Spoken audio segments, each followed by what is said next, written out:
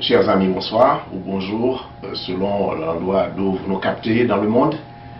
Nous avons le plaisir de vous retrouver encore une fois aujourd'hui pour la présentation de la troisième partie dans la série Origine biblique et histoire du peuple noir. Nous voulons faire le rappel que l'objectif de cette série de présentations, c'est justement de rétablir les faits historiques et de montrer les limites des thèses irrationnelles qui ont été développées tout au cours de l'histoire pour oblitérer systématiquement le peuple noir de l'histoire et montrer que ce peuple n'a fait aucune contribution à l'histoire. Et nous allons vous montrer que la meilleure partie de l'histoire était concentrée autour justement de la contribution du peuple noir en Afrique et qui va aboutir à l'esclavage. Nous n'aurons pas le temps de couvrir cet aspect aujourd'hui, mais nous espérons couvrir d'autres parties parce que l'histoire du peuple noir est très riche. Dans la première leçon que nous avons présentée, dans la première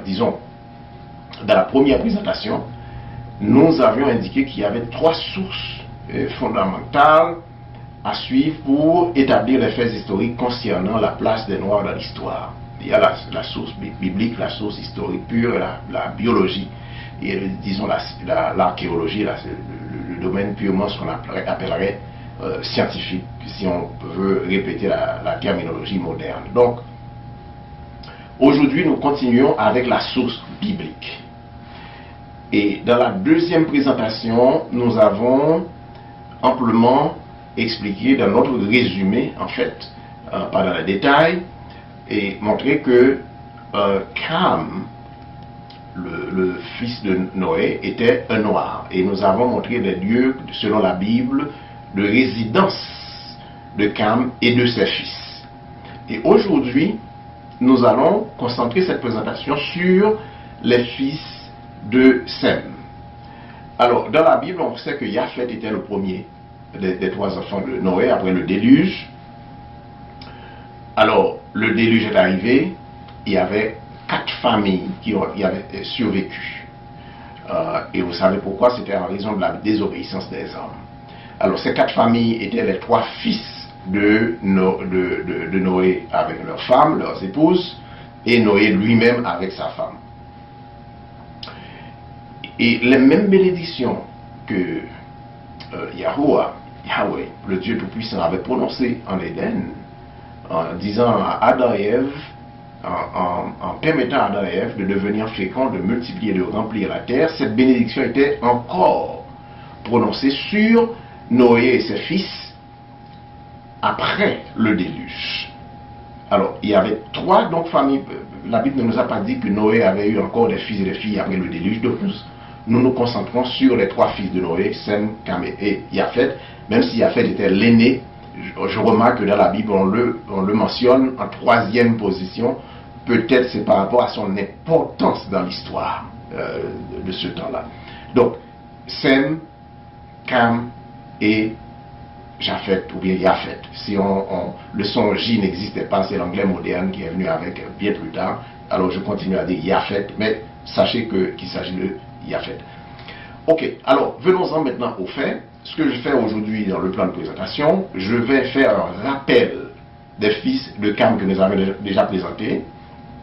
Et je vais maintenant présenter avec des textes bibliques à l'appui les interrelations qui se sont développées pour montrer que tout au cours de l'histoire, ces deux lignées étaient toujours en interrelation très très proche et que les fils de Cam et les fils de Sem étaient toujours confondus. On les prenait les uns pour les autres. Et n'oubliez pas qu'on avait établi déjà, et l'histoire, même les historiens racistes, sont toujours contents pour dire que Cam était le père des Noirs.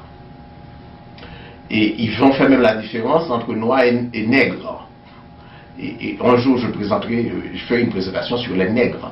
Et vous pouvez montrer que ce sont les enfants de Sem qui vont devenir des nègres plus tard. On le verra plus loin. Maintenant, pour l'instant, faisons donc le rappel sur les fils de Cam. Alors, dans Genèse, au chapitre 10, on a cette carte que je regarde à l'instant, de temps en temps que je regarde cette carte-là. Alors, il y a Noé, ses 3 fils, Japhet, qui était l'aîné, mais qu'on mentionne toujours dans le récit biblique en 3e position. Il y a Cam, ou bien Ham en anglais, et Sem.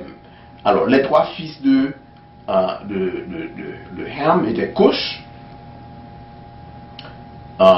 Mizraim, Put et Canaan. Alors, Mizraim, c'est l'Égypte, ce n'était pas le vrai nom. Cush, c'est le Soudan et l'Éthiopie. Put ou bien Foot, c'est la Libye.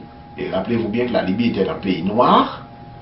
Et on en fera la démonstration plus tard comment la Libye est passée d'un pays noir à un pays un petit peu plus au visage caucasien, comme on dirait aujourd'hui. Et Canaan aussi, fils de Ham, était un noir. Et dans ce rappel, Canaan, le territoire de Canaan, c'est le territoire où les Israéliens, je ne dis pas israélites, je le rappelle, les Israéliens et les Palestiniens se battent encore aujourd'hui. Un territoire qui ne leur appartient pas. Alors, je vais insister dans ce rappel sur le 4e fils de Cam, donc, qui s'appelait Canaan. Alors, Canaan avait engendré, d'après le récit biblique, on nous donne les 11 fils de Canaan. Alors, dans les 11 fils de Canaan, d'après le passage de Genèse, chapitre 10, versets 15 à 19, que je vous invite à lire, qui apparaît maintenant sur ma présentation. Alors, il y a les Sidoniens, vous vous rappelez bien, Noé avait maudit le fils de Cam, qui était Sidon, le premier fils de Cam, et on va voir alors que Dieu les avait bénis avant. Alors, les Sidoniens étaient ce groupe qui avait reçu la bénédiction spéciale pour participer à la construction du temple de Salomon. On en a parlé déjà. Deuxième fils de Canaan, dans le territoire de Canaan, c'était Heth, qui était le père des Hittites. Je vais vous montrer le territoire d'habitation des Hittites dans un instant. Il y a les Jébusiens, les Amoréens, les Girgasiens, qui étaient aussi importants, qu'on va retrouver dans l'interaction entre les fils de Sem et les fils de Cam, les Éviens, les Archiens, les Signiens, les Arvidiens, etc. Et en anglais, ce sont des peuples dont les noms terminent par ITE, qu'on appelle en ITE. Alors, on en a parlé. Ensuite, les familles de Canaan se dispersèrent. Les limites des Cananéens allèrent depuis Sidon, du côté de Guérar, jusqu'à Gaza. Gaza, ça doit vous dire quelque chose aujourd'hui. Ok? Et du côté de Sodome et de Gomorrhe, d'Adma, etc. Okay. Alors, toujours dans ce rappel des fils de Canaan, alors ça c'est la partie anglaise, on retrouve cette carte de Herman Moll. Je ne fais pas très confiance à cette carte, mais on l'utilise toujours pour montrer le lieu de répartition des peuples, des fils de Canaan. Mais cette carte est, d'après moi, un petit peu plus explicite. Cette carte que je présente ici, maintenant, est plus explicite, qui vous montre que les Hittites qui avaient constitué fils de Canaan, n'oubliez pas, noirs, les Hittites étaient des noirs, occupaient tout le territoire de l'actuelle Turquie. La Turquie actuelle, c'était le territoire des Hittites. Et même les sites des Hittites, les vestiges de leurs villes fortifiées existent encore aujourd'hui. Alors, parmi vous, s'il y en a qui visitent la Turquie, demandez donc à visiter l'espace qu'occupaient, je dirais, les Hittites dans le temps. Alors, il y avait les Hittites qui constituaient une grande puissance militaire. Après Nimrod. Okay? Nimrod, c'était le fils de Cush. Cush, le premier fils de Cam. Les Éthiopiens, les Somaliens. Et ensuite, sur cette carte, vous voyez en vert les Amoréens, Amorites, les Philistins, qui étaient un peuple noir. C'est pas il ne faut pas confondre les Palestiniens d'aujourd'hui avec les Philistins dans ce temps-là. Les Philistins dans ce temps-là, et dans le temps biblique, étaient des Noirs, fils de Cam. Alors, vous voyez la répartition des nations, des descendants de Cam, des descendants des deux autres fils de Noé que je présenterai par la suite. Les fils de Sem maintenant, regardons, je vais venir avec des textes bibliques que je vous demande de suivre, si vous avez votre Bible ou quand vous avez le temps, de suivre ces passages-là. Le premier passage que j'amène, c'est Genèse chapitre 21, chapitre 10, verset 21. Il naquit aussi des fils à Sem, père de tous les fils d'Héber. Alors je mets Héber en rouge. Pourquoi? Parce que Héber, fils de Cam, c'est le père des Hébreux. C'est là que vient le mot hébreu. Ok? Et Héber, c'est l'origine du mot hébreu, donc. Héber, c'est un ancêtre d'Abraham. Qui qu'on va voir, je vais vous présenter immédiatement dans l'arbre généalogique pour voir les fils de Sem. Alors, Sem avait 5 fils. Et ce que vous voyez apparaître en rouge ici sur ma carte, sur ma présentation, c'est la lignée des fils des enfants d'Israël. Ok? Alors, il y a Sem, Aphazad, Shelah, Salah, Héber. La carte est en anglais. Alors, Héber enfanta Jotam et Péleg. Péleg dans la lignée en rouge, vous voyez, Réu, Sérug, Néor, Téra. Un petit mot sur Téra. Téra, c'est le père d'Abraham. Téra était le chef de l'armée de Nimrod. Et Nimrod, c'était le fils de Cush, fils de Cam. Le premier à établir un empire universel qui couvrait tout le territoire allant à peu près de l'espace d'Éthiopie jusqu'en Inde. Alors si les Indiens de l'Inde veulent savoir pourquoi ils sont noirs, ils doivent retracer leur origine à Nimrod et au fils de Cam pour savoir pourquoi ils sont noirs au lieu d'essayer de penser qu'ils sont des Caucasiens. Alors, ce n'est pas une critique, hein, c'est une invitation pour les Indiens, nos amis indiens qui parlent français, qui vont pouvoir comprendre cette présentation. Alors je dirais, Téra était donc le chef de l'armée de Nimrod. Ça, c'est là une des grandes premières interactions entre les enfants de Sem et les enfants de Cam. Cush, Nimrod, descendant de Cush, descendant de Cam, je le répète, était un grand chasseur, un grand roi, un homme puissant devant Yahweh, mais il était un idolâtre. Il ne servait pas Yahweh, le Dieu Tout-Puissant. Et Téra, le père d'Abraham, était aussi un idolâtre, chef de l'armée de Nimrod. Et Abraham, fils de Téra, va s'opposer aux pratiques idolâtres de son père. C'est ce qui va valoir à Abraham cette attention spéciale de Yahweh, le Dieu Tout-Puissant, qui va lui demander de quitter la Mésopotamie et de partir vers un territoire que lui, il allait lui montrer. Il est venu où, d'après vous? Dans le territoire de Canaan. C'est là que Yahweh l'a conduit, dans le territoire de Canaan. Et je vais vous montrer quelques versets bibliques qui sont très parlants, très importants à retenir quand vous lisez votre Bible en ce qui concerne le peuple noir. Alors, on en est là à Abraham maintenant. Une autre arbre que vous trouvez encore sur Internet, je pense qu'il est utile. Alors, vous allez prendre Abraham. Qu'est-ce qui est arrivé à Abraham? Abraham était marié, et je vais vous montrer qu'Abraham était noir. Hein, j'en arrive, je n'ai pas oublié, c'est l'objet de la présentation. Abraham avait une femme qui était sa demi-sœur, Sarah. Et quand Yahweh a appelé Abraham, c'est beaucoup de détails, Abraham était âgé d'environ 75-76 ans, il n'avait pas d'enfant, et sa femme était âgée d'environ 60 ans. Pas d'enfant, et certainement Yahweh lui disait parmi les promesses, je vous donnerai une postérité, et je vais établir une postérité de la promesse avec vous. Et Abraham maintenant était très âgé, Sarah très âgée, puis ils étaient désespérés parce que environ 20 ans après cette promesse-là, rien ne se passait. Sarah n'était pas devenue enceinte. Dans les 60 ans, on ne devient même pas enceinte à 60 ans. Et Sarah a conseillé à Abraham d'aller vers leur servante qui était Agar. Agar était une égyptienne dans le langage biblique moderne, c'est-à-dire était une fille de Misraïm. C'est-à-dire Agar était une femme noire. C'est ça le point que je veux faire. Agar, femme noire, a eu Ismaël avec Abraham. Ok?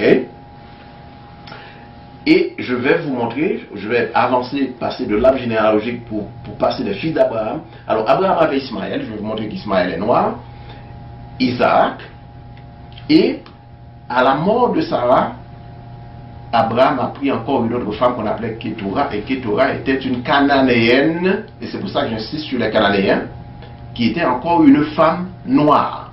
Et il a eu, je pense, ils ont eu 6 enfants. Ok? Donc on ne va pas insister sur cette ligne, il y a beaucoup de détails à présenter. Alors je vous fais ce rappel de la carte du royaume de Nimrod qui a déjà été présentée, du grand empire de Nimrod, et Terah, le père d'Abraham, chef de l'armée de Nimrod, homme noir donc dans l'empire de Nimrod. Encore une carte qui est très claire, très explicite, qui vous montre en différentes couleurs où les fils de Noé partaient s'établir dans les descendants. Maintenant venons-en très spécifiquement aux descendants de Sem.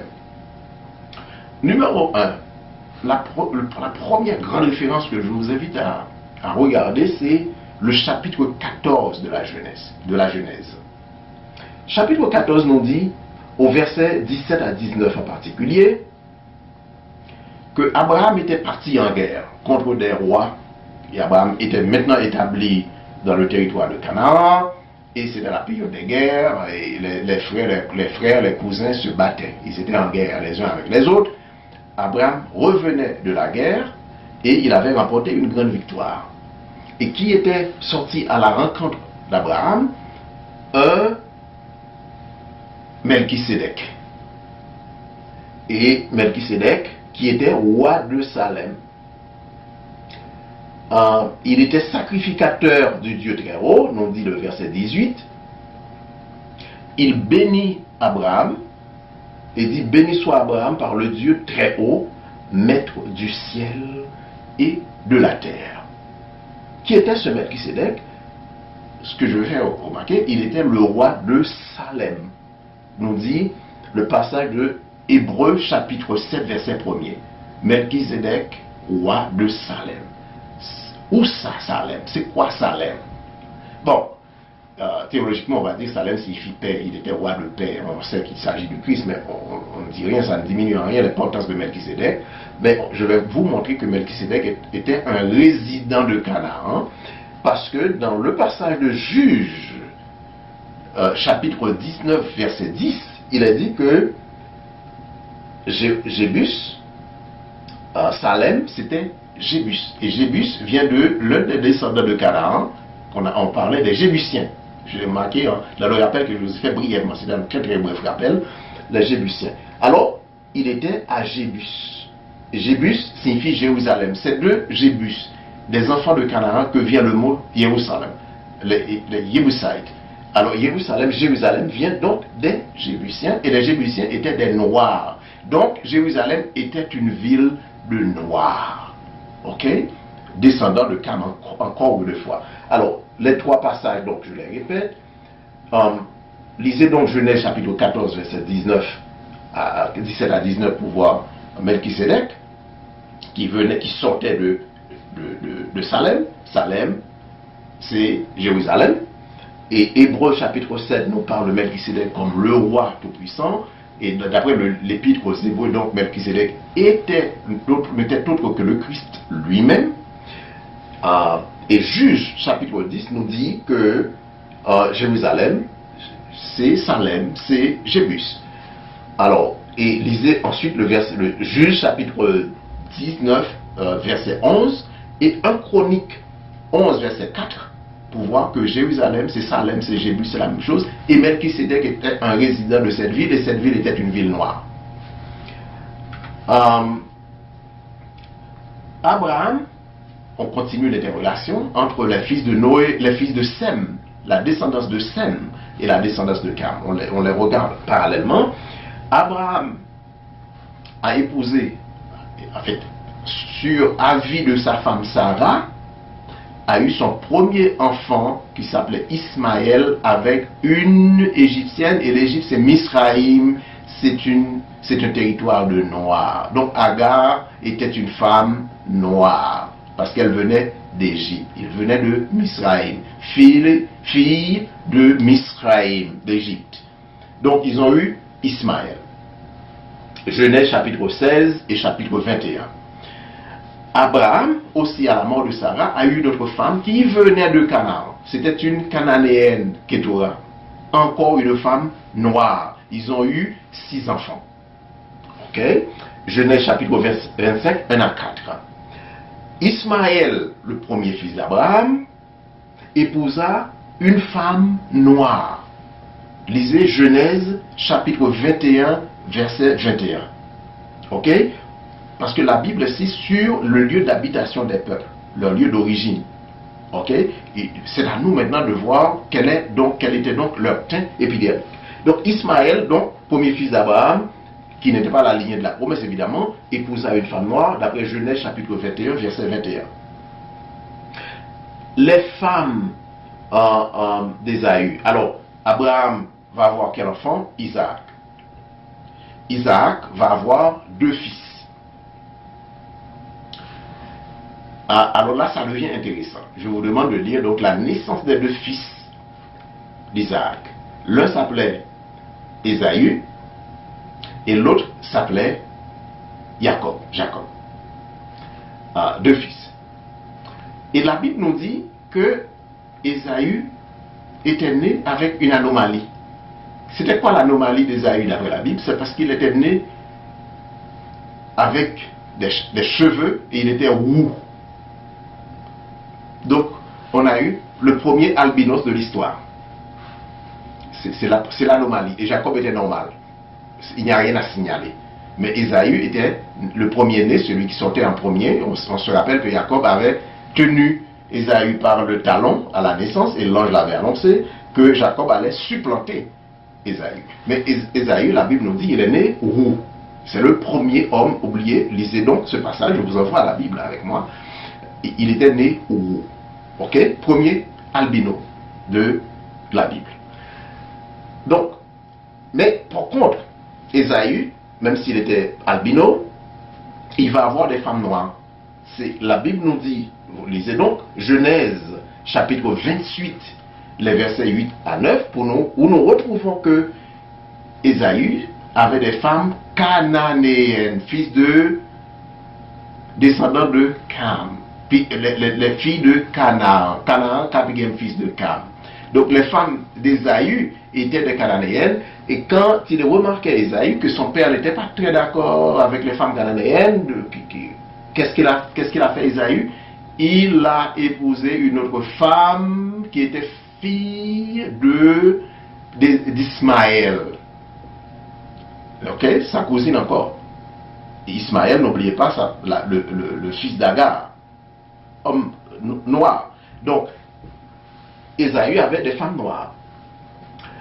Si on va très rapidement, et je vous demande de me suivre avec votre Bible, donc, de poser la vidéo, cliquez sur pause pour prendre le temps vous-même. Je veux que vous participiez à reconstituer tout cela et pour voir que ce que je vous dis est biblique. Alors, la femme de Moïse, d'après Nombre, chapitre 12, verset 1er, était une Éthiopienne, une femme de Couche, femme noire. Ne l'oubliez pas. Nombre, chapitre 12, verset 1er. Maintenant, qu'est-ce qui est arrivé par la suite? On sait qu'Abraham a eu donc Ismaël, Isaac, lignée de la promesse, et les 6 enfants avec Kétura. Et Isaac, la lignée de la promesse, je répète, a eu Ésaü et Jacob. Jacob maintenant va fuir et va avoir un certain nombre de femmes, les 2 sœurs et les servantes des sœurs et une 5e, et va avoir 12 fils. Probablement il y a eu des filles, mais on parle des fils. pour perpétuer la lignée de la promesse. Les 12 fils de Jacob, vous vous rappelez bien, étaient donc avec leur père et ils ont vendu leur frère Joseph avec des marchands ismaélites. Ismaélites, ça veut nous dire quoi? Encore des noirs. Des noirs, des frères qui vendaient leurs frères. Ils descendaient où? En Misraïm, dans un pays noir, où Joseph allait servir comme esclave chez Potiphar. Et on se souvient de l'incident de Joseph avec la femme de Potiphar. Et Joseph a fait de la prison.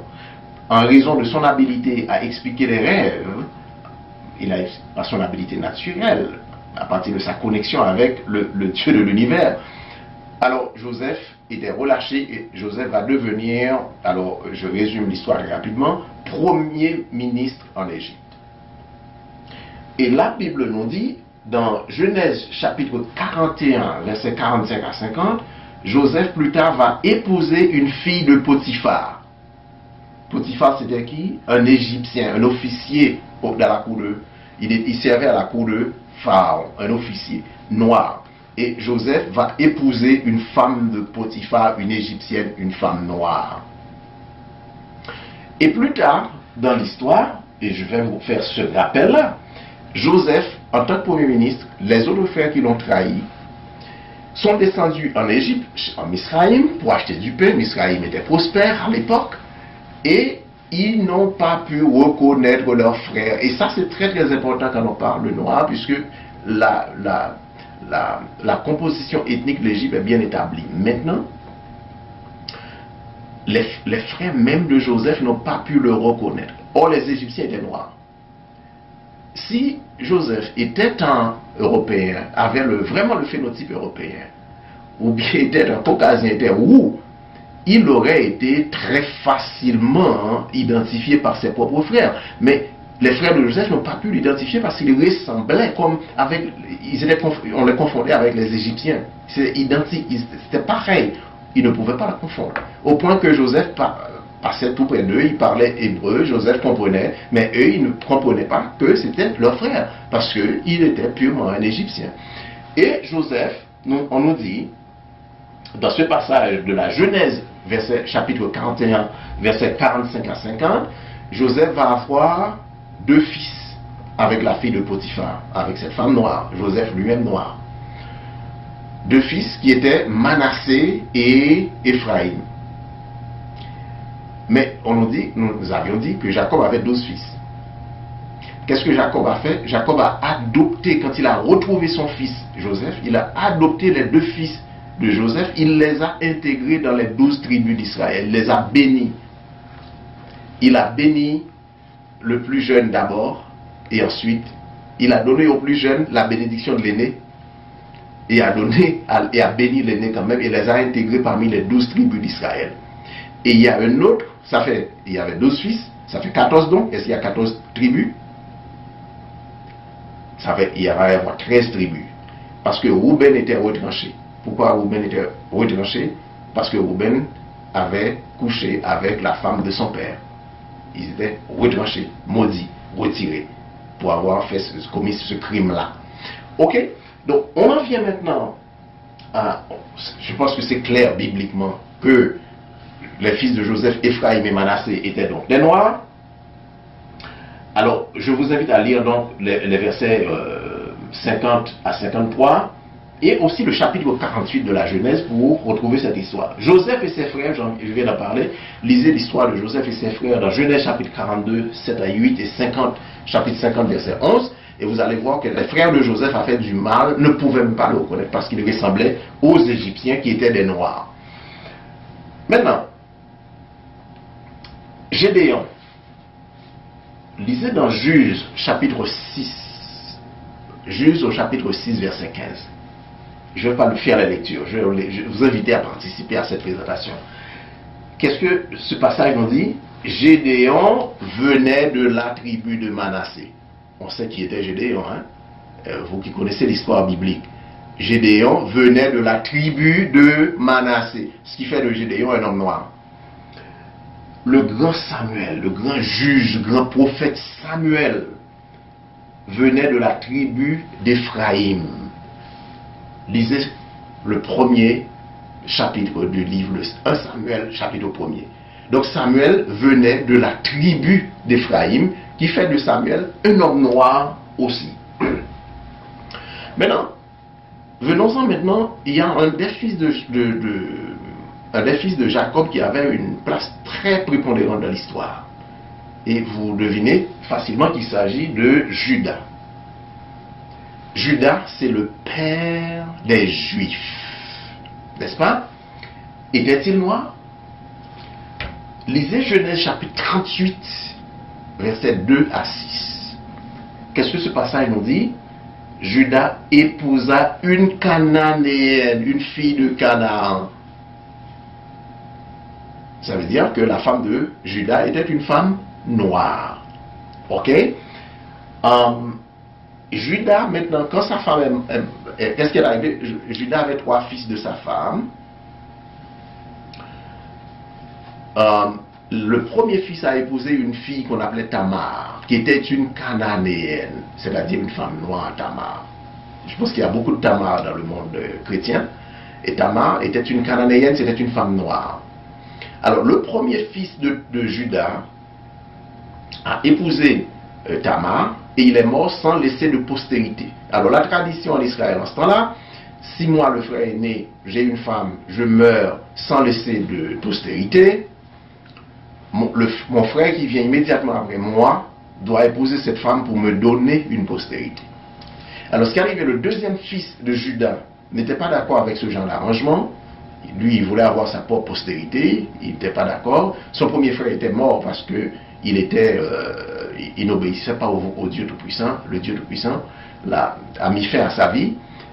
Mais le deuxième fils, qu'est-ce qu'il a fait? La Bible nous dit, quand il allait en relation avec Tamar, il s'arrangeait pour ne pas... comment est-ce que je dois le dire? Je cherche une façon de le dire. Il s'arrangeait pour que ça tombe par terre. Et ça a offensé le Dieu Tout-Puissant, qui a mis fin à sa vie. Le troisième fils était très jeune. Alors, qu'est-ce que Judas a fait? Il a dit à Tamar de repartir dans sa tribu. Et quand le troisième fils de Judas était prêt à se marier, donc Tamar allait l'appeler à épouser le troisième fils de Judas. Et Tamar est partie et pensait qu'il était une femme obéissante, celle-là, et elle suivait les instructions du Dieu Tout-Puissant. Et Tamar pensait que, bon, écoutez, elle allait être oubliée. Et quand elle a appris que son beau-père Judas allait venir dans cet endroit-là, elle s'est déguisée en prostituée. Et s'est arrangée pour avoir une relation sexuelle avec son beau-père. Et c'est comme ça que Tamar, qu'elle est devenue la femme de son beau-père et qu'ils ont eu des fils. Donc la lignée de la promesse continue. Genèse, donc cette histoire, je viens de résumer, se trouve dans Genèse chapitre 38, 11 à 13 et 24, les versets 24 à 27. Ok? Maintenant, on descend de Judas, on arrive à Moïse. Vous connaissez l'histoire de Moïse, qui était né en Égypte. Les fils de Jacob étaient descendus en Égypte. Jacob avait béni le pharaon qui était au pouvoir. Et le pharaon a établi à Goshen, la terre de Goshen, comme espace de résidence de ses cousins, les fils de Sem, les fils des 12 tribus d'Israël donc. Maintenant, cette tribu prospérait, il y avait beaucoup de choses, et jusqu'à maintenant, je regarde les fouilles archéologiques qui montrent bien les traces des enfants de Jacob dans le territoire de Goshen, en Égypte d'aujourd'hui. Alors, les pharaons qui sont arrivés après, nous dit la Bible, ils n'ont pas connu cette histoire, ce passage de l'histoire, et ils sont devenus jaloux et ont subjugué leurs cousins. Ils ont soumis les enfants de Jacob en esclavage, et donc c'est l'histoire de l'esclavage. Et Moïse est né dans des circonstances que vous vous souvenez. Qu'est-ce qui est arrivé à Moïse? Moïse a été adopté par une des filles de Pharaon, puisque ce Pharaon qui était au pouvoir n'avait pas d'enfant du sexe masculin. Et là, sa fille ne pouvait pas devenir reine non plus, il fallait un autre pharaon, un homme donc pour perpétuer la lignée des pharaons en Égypte. Moïse était donc éduqué militairement et dans tous les aspects pour devenir donc le prochain pharaon. Mais Moïse va commettre une erreur en essayant de venger son propre peuple. Il a commis quoi? Un crime. Il a tué un Égyptien, un de ses cousins. Il est reparti, vous vous rappelez de l'histoire, et quand il est arrivé, et Moïse était, c'est très important de le dire, Moïse était de la tribu de Lévi. Si vous voulez avoir la preuve de ça, lisez Exode chapitre 2, verset 1er. Exode chapitre 2, verset 1er, qui nous dit que Moïse était de la tribu de Lévi. Alors, Moïse a pris pour femme, donc, excusez-moi, avant d'arriver à la femme de Moïse, Moïse, donc, était parti, il s'est enfui, il a laissé l'Égypte, il est parti. Et qu'est-ce qui s'est passé? Lisons, donc, lisez, je vous invite, donc, Exode, chapitre 2, versets 18 et 19. Les filles étaient sorties pour puiser de l'eau et abreuver le troupeau. Elles sont retournées à la maison plus tôt parce que ce jour-là, Moïse est arrivé au bord du puits et voyait les autres bergers qui repoussaient les filles, prenaient de l'eau. Et quand ces bergers qui étaient forts, qui étaient des hommes, quand ils avaient terminé de puiser et d'abreuver leur troupeau, c'est à ce moment-là seulement que les filles pouvaient trouver de l'eau. Et exceptionnellement, ce jour-là, Moïse a dit aux gars, qu'est-ce que vous faites comme ça? Donnez donc la priorité aux filles. Il a repoussé les autres bergers et les filles ont pu puiser de l'eau en premier. Et quand elles sont retournées à la maison, leur papa, donc, dans Exode chapitre 2, verset 18-19, leur a demandé pourquoi êtes-vous revenus si vite? Qu'est-ce qui est arrivé? Elles ont répondu, bon, il y a un Égyptien qui est arrivé qui nous a aidés et a puisé de l'eau en premier. C'est pour ça que nous sommes revenus plus vite. Elles ont expliqué l'histoire à leur papa et leur papa a fait chercher Moïse. Et Moïse est arrivé, il est devenu donc un serviteur, je dirais, pendant 40 ans. Et Moïse, quand Moïse a quitté l'Égypte, il était âgé de 40 ans. Moïse, n'oubliez pas qu'il était confondu, qu'on a pris Moïse pour un Égyptien. Donc, qui nous dit que Moïse aussi était noir. Et il y a plusieurs commentaires sur, maintenant je fais un saut dans l'histoire, il y a plusieurs commentaires sur le miracle de la lèpre devant le buisson ardent. Quand Moïse a été appelé devant le buisson ardent et que Moïse hésitait, quand Yahweh lui a parlé pour lui dire de retourner en Égypte, qu'il était choisi pour être libérateur de son peuple, Moïse ne voulait pas et Yahweh a voulu lui donner des signes qu'il allait être avec lui. Et l'un des miracles que Yahweh a permis à Moïse de faire, ou bien pour justement affirmer sa puissance, affirmer sa présence, la promesse de sa présence avec Moïse, c'était de mettre sa main à l'intérieur de sa chemise comme ça, et de retirer la main, de regarder que la main était entachée de lèpre. Alors je mets un exemple ici sur regardez une main de noir avec la lèpre, et vous allez voir ce que ça veut dire. Alors si Moïse n'était pas un noir, le miracle de la lèpre n'aurait eu aucun sens. Alors je mis cette main-là juste pour votre édification. Vous pouvez accepter cette thèse ou venir avec votre explication vous-même, mais ce n'est pas grave par rapport à ce que nous voulons faire ressortir ici. Plus tard, on va retrouver, comme je le dis tout à l'heure, dans Nombre au chapitre 12, Moïse qui avait une femme qui venait de Couche, une Éthiopienne. Couche, fils descendant de Cam. Et Moïse, de la tribu de Lévi, comme on l'a dit, descendant de Shem. Alors, on montre l'interaction ici. Moïse et sa femme éthiopienne.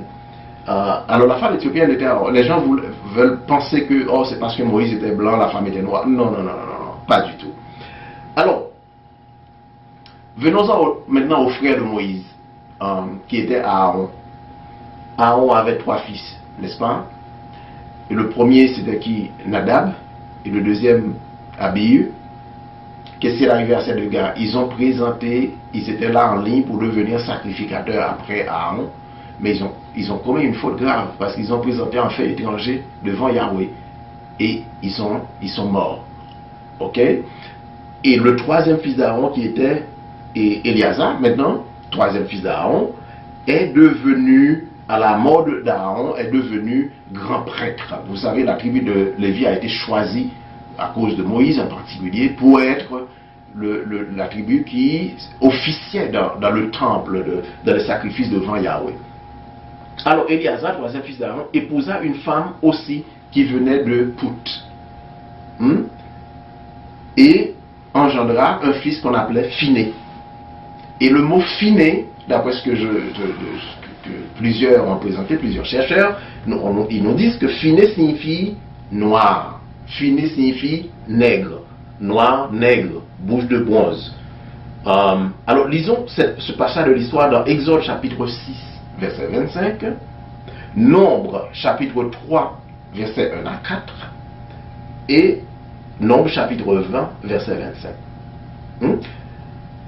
Phiné a servi comme grand prêtre pendant 19 ans, d'après Josué chapitre 22. Et dans le livre de Jérémie, que nous venons d'étudier le trimestre passé, le quatrième trimestre de 2015, nous avons fait, alors toutes ces leçons sont présentées sur le site du Foyer Chrétien. Je vous invite donc à regarder que nous présentions là les 5 derniers rois d'Israël. Je vois qu'il y a beaucoup d'entre vous qui ont cliqué sur cette présentation, et nous avons pris la précaution de vous montrer que les 5 derniers rois d'Israël, avant la chute, le démantèlement de la tribu du royaume de Juda, étaient des Noirs. Okay? Il y a beaucoup de références aux Noirs dans le livre de Jérémie. Si vous ne les trouvez pas, je me ferai un plaisir de faire une petite synthèse là-dessus la prochaine fois. Maintenant, venons-en à Matthieu chapitre 1er. Je vais faire un gros saut dans l'histoire. Dans Matthieu chapitre 1er, nous avons des clous très significatifs. Premièrement, quand nous parlons de la prise de Jéricho, après que le peuple d'Israël eut quitté l'Égypte sous l'ordre de Moïse et soit parti vers le territoire de Canaan, quatrième fils de Ham. Ok? Terre bénie, donc Canaan. Alors, Josué chapitre 3, verset 17, nous parle justement de la prise de chapitre 3, verset 1 à 17, je veux dire. Josué, chapitre 3, les versets 1 à 17, nous parlent justement de Jéricho, et Jéricho était une ville cananéenne. C'était dans le territoire de Canaan, ce qui fait de Jéricho une ville noire. Et dans cette ville-là, il y avait une prostituée très connue qui s'appelait Rahab. Rahab était une femme noire à Jéricho, ok? Territoire de Canaan. C'était une cananéenne qui fait de Rahab une femme noire. Donc, dans la généalogie du Christ, et je fais un saut pour finir cette présentation aujourd'hui, Rahab a épousé un des fils qui venait de la tribu de Juda, un juif donc qui s'appelait Salmon, et ils ont eu Boaz. Salmon qui était fils de Juda, qui était de la tribu de Juda. Ils ont eu, et je vous ai présenté déjà, les femmes de Juda étaient noires. Ok? Et ils ont eu Boaz. Matthieu chapitre 1er, verset 5. Boaz va avoir un autre fils avec Ruth. On connaît l'histoire de Ruth la Moabite, qui s'appelait Obed. Obed va engendrer qui d'autre? Jesse. Jesse, c'est Isaïe. Et Isaïe, c'est le père de David. Ok? Vous connaissez l'histoire de David. Qu'est-ce qui s'est passé avec David? David a tué un homme, un officier de son armée qui était un Hittite. Et n'oubliez pas, les Hittites étaient noirs. J'insiste bien sur les Hittites. Et la femme de cet officier était Hittite. Et son nom était Bathsheba. Bathsheba, je pense en français. Bathsheba. Et de la liaison de David avec Bathsheba, ils ont eu un premier enfant qui était mort, mais ils ont eu un deuxième. Le deuxième, c'était Salomon. Donc la mère de Salomon, noire. Et je viens de montrer que David était noir.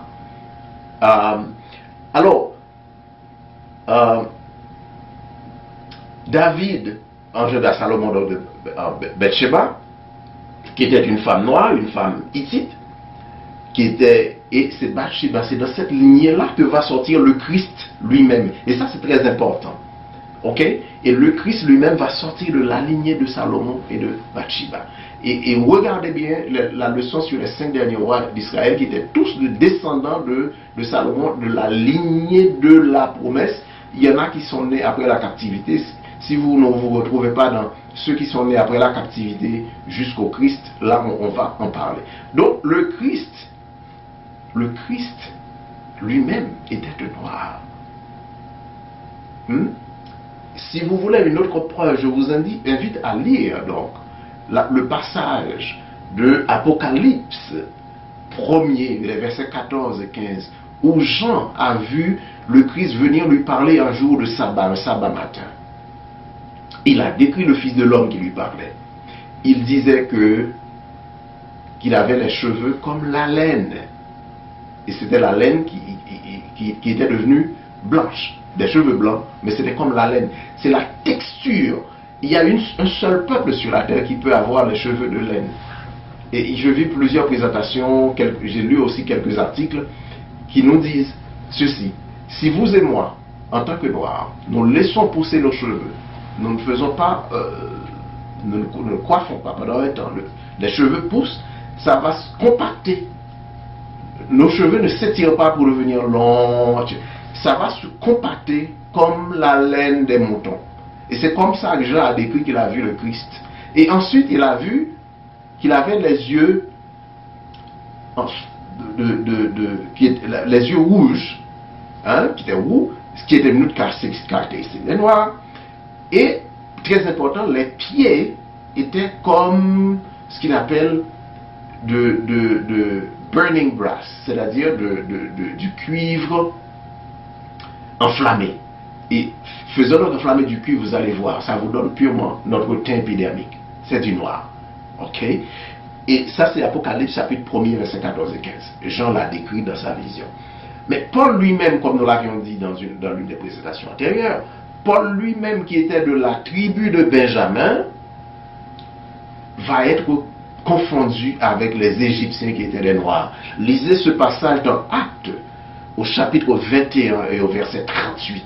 Paul lui-même était pris pour un Égyptien. C'est comme moi, si je me promène dans n'importe quel pays d'Afrique de l'Ouest aujourd'hui, il n'y a pas moyen de me dire que je suis un étranger, jusqu'à ce que je dise non, je viens d'Haïti, je vais vécu en Amérique du Nord. Mais non. Et la même chose, plusieurs Africains de l'Ouest qui se promènent en Haïti, dans la Caraïbe, avant qu'ils ne parlent, que vous les identifiez par leur accent, peut-être, parce que tous n'ont pas le même accent, vous allez les prendre pour des Haïtiens. Alors, Paul était confondu aussi avec les Égyptiens. Alors, vous voyez bien Paul de la tribu de Benjamin, il l'a dit lui-même. Vous voyez, entre les fils de Cam et les fils de il y a beaucoup d'interrelations et ils se ressemblaient et c'était des Noirs. Maintenant, est-ce que ça veut dire que nous voulons établir la base d'une autre théorie de supériorité comme la folie des autres qui ont voulu montrer que des groupes ethniques étaient supérieurs aux autres? Non, c'est pas ça. Nous voulons rétablir les faits historiques. C'est notre intérêt premier.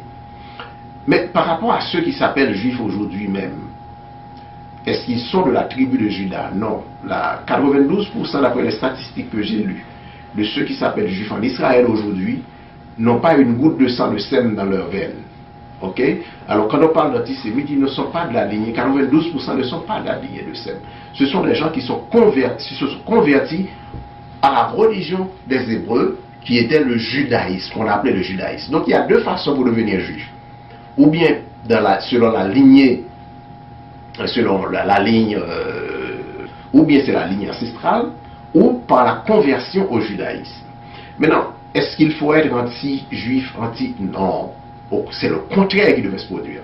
Si vous êtes maintenant adventiste du 7e jour, mettons, et que quelqu'un se convertit à votre foi, est-ce que vous allez le haïr, le chasser ou bien l'accueillir avec joie? Vous l'accueillez avec joie.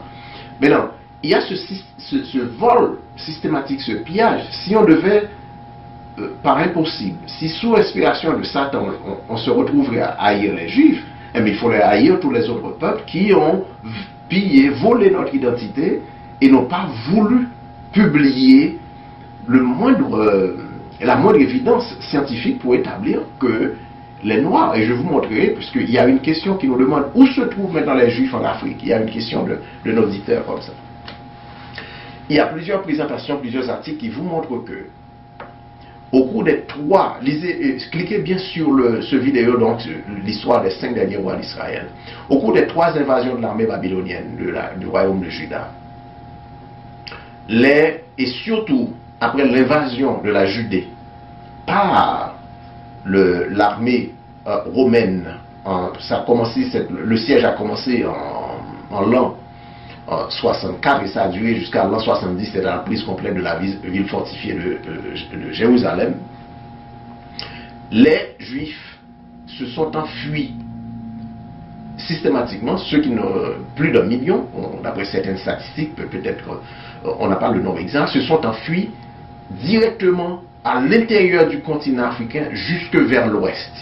Beaucoup sont morts au cours de ce voyage pour s'enfuir et pour occuper l'espace de l'Afrique de l'Ouest qui étaient des forêts inhabitées avec des animaux sauvages dans ce temps-là.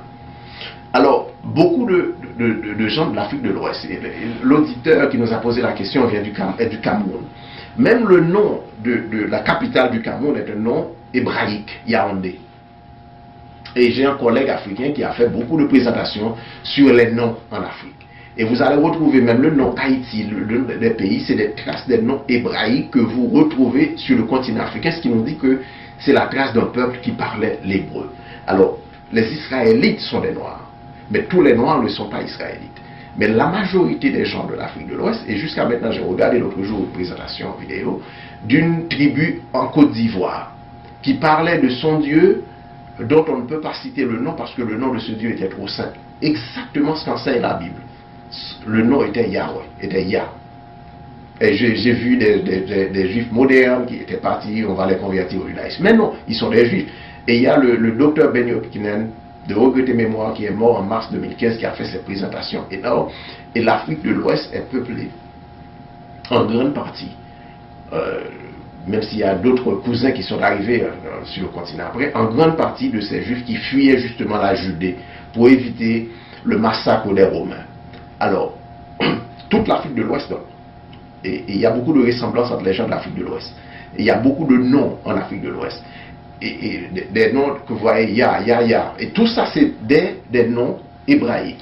Et il y a un travail extraordinaire fait par notre grand savant du XXe siècle, donc, que vous connaissez, Cheikh Anta Diop, qui a étudié la structure de plusieurs langues africaines par rapport à la langue hébraïque et qui montre que, écoutez, toutes ces langues-là viennent justement de l'hébreu qui était parlé par le peuple noir qui s'est enfui vers l'Afrique de l'Ouest.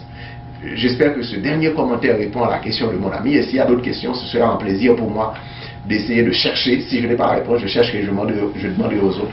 Alors je mets fin à cette présentation sur les filles de Sem aujourd'hui, et qui vous montre que eux aussi, bibliquement, ce peuple-là était un peuple noir. Alors on continuera avec d'autres présentations au fur et à mesure des questions qui nous sont posées, nous donnerons priorité. Donc peut-être que nous ferons une présentation sur les filles de Yafet avec les résultats de recherche de notre respectable prédécesseur Cheikh Anta Diop, docteur Cheikh Anta Diop, un autre jour. Alors merci de nous avoir écoutés, que Yahweh continue à vous bénir, et le but ultime de cette présentation, c'est de vous dire que tous les descendants donc des Hébreux en Afrique de l'Ouest, un peu partout dans le monde, en Europe, dans la Caraïbe où nous avons été emmenés comme esclaves, la prophétie biblique vous parle directement et vous avez pour obligation de revenir à votre Dieu, Yahweh, le Dieu Tout-Puissant, pour avoir la délivrance finale et pour retrouver donc, pour lui permettre d'accomplir cette promesse qu'à la fin des temps, il y aura un reste. Et ce reste, donc, c'est un reste du peuple des Hébreux qui va venir adorer son Dieu Tout-Puissant, et à ce reste se joindront d'autres nations, des fils de Yafet, des fils de Cam, des fils de toutes les autres tribus, toutes langues de la terre vont se réunir. Mais ce reste va venir, n'oubliez pas, c'est une promesse qui est faite aux Hébreux, c'est un reste, donc, ethnocentrique, qui va devenir cosmocentrique, dans la mesure où des autres nations vont se joindre à ce peuple-là, dans la mesure où ils acceptent le Christ comme source de leur salut. Merci de nous avoir regardés. Que Yahweh vous bénisse. À la prochaine donc pour une autre présentation.